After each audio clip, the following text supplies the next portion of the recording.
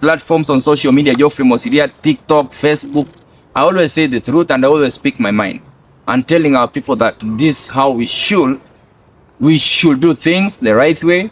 Na kingo yote abantu baitona lingo bareta KICC nda tonyore chinguru na dia abantu baitoko lobby to protect our business in the city, in diaspora, to protect our interests, our job opportunities, na to negotiate for an equal share. Kiara ntobu atibanto bari in government CMP Nairobi, Kajiado, Kiambu, Kisumu, Mombasa. But when we are seen to be together, it gives us that power of negotiation and the interest of the community as a serikali.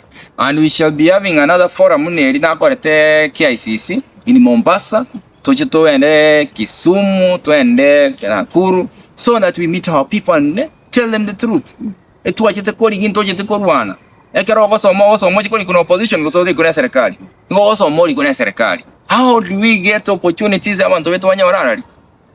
Serikali ni because they say, my sister, when you went to school, you wanted to be employed by the government, not the opposition. Opposition will never give you a job. Opposition will only make you famous by shouting and criticizing the government. But at the end of the day, even the opposition want to be in government or form a government or create another government, you see? So that they can also create opportunities for those people, their members.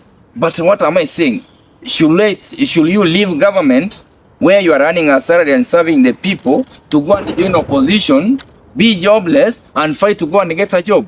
You better stay there. Once these ones come in government, you join hands, you change society and make it better. And create more opportunities for people. Sure. So our people, I'm saying, I'll not fight one of our own.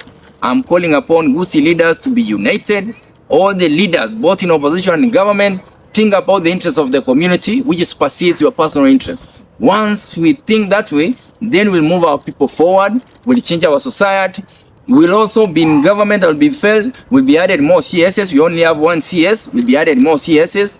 If you go to Mount Kenya, the Mulima have many CSS and they are still complaining. Why? Why are we, and they are united? Even those, what our pamoja anacheza interest. So why should we as a community distance ourselves? The president gave us a pass for Shabana. Shabana was given a bus which is better than the one Gormaya have. Why? Because we have to benefit from the government. So should we say that wacha tuache basi yenye tupewa na president vile opposition wengine wanasema hapo ati tutegee wetu waingie kwa serikali akuje kutufuatia? Who told you ataingia na asipoingia? And is the team going to suffer? Na Shabane cha andike eganyerere omungro mintachi kwa president. Arhabane ndita ba kiara no ba kana rutamo. Mosiria ni bata tuko nyore basi ndoko na nyora kekaro bono iga ndoko ndoko kama bono iga so that ikochibusto nyingo ranga tukwe banga asi abantu baminto je mnomo no gari nda oroko ba advice. I'm there to advise you, tell you the truth. Ongange onganche, that's the truth and you'll come to know the truth. Musoma